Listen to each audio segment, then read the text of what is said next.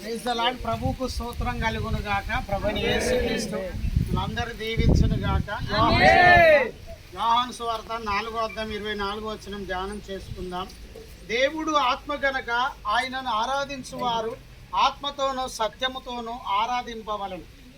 ప్రభుని యేసుక్రీస్తు ఆత్మ అయి ఉన్నాడు. ఆ ఆత్మ గనక ఆయనను ఆరాధించే మనము ఆత్మతో సత్యముతో ఆరాధించాలి.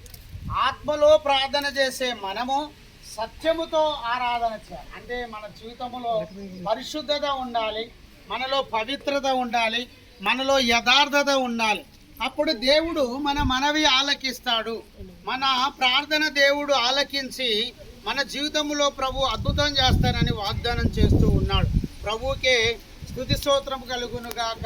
ఆమేన్. యెషయా గ్రంథం 66:2 ఎవడు దీనుడై నలిగిన హృదయం గలవాడై నా మాట విని వణుకుచుండునో వానినే దృష్టించుచున్నాను. ఎవడు దీనుడై విరిగిన హృదయము నలిగిన హృదయం గలవాడై నా మాట విని వణుకునో వాని యందు నేను దృష్టించుచున్నాను. దేవుని దగ్గరికి వచ్చిన తర్వాత నలిగిన హృదయం ఉండాలి. నలిగిన మనసును ఆయన అలక్ష్యము చేయడు. ఏం బిడ్డారా, విరిగిన హృదయం మనము దేవుని దగ్గర భయభక్తులతో ఉండాలి, భయపడాలి.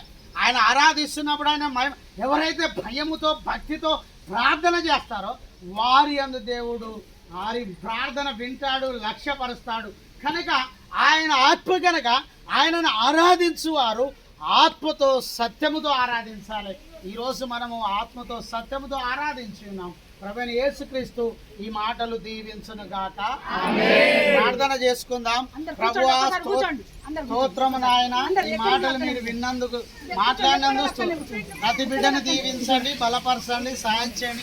ఈరోజు మీరు మాట్లాడినందుకు స్తోత్రం అయ్యా. ప్రతి ఒక్క బిడ్డను దీవించి బలపరిచి సాయం చేయండి, శివంలోని దీవించండి.